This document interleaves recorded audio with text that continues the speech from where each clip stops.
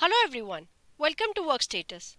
In this video, we are going to know about modify time setting inside the Workstatus web app. For that, you have to come up to the left panel, select the settings and come under timesheets. Select modify time. Modify time allow the team member to modify their time and their productivity percentage manually. This is the organization level setting.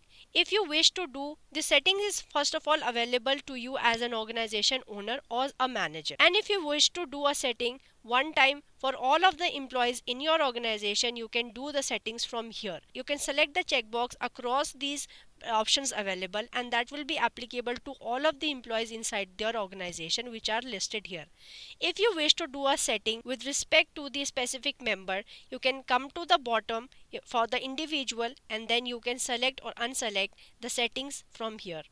It gives you an option to add the timesheet. You can delete or you can change the productivity percentage inside the screenshot section. If you wish to give a permission to the individual, you can change the settings. You can check or uncheck the boxes with respect to the each member's name here. The impact of these settings will be falling on the approvals, on the timesheet approval and the activity percentage.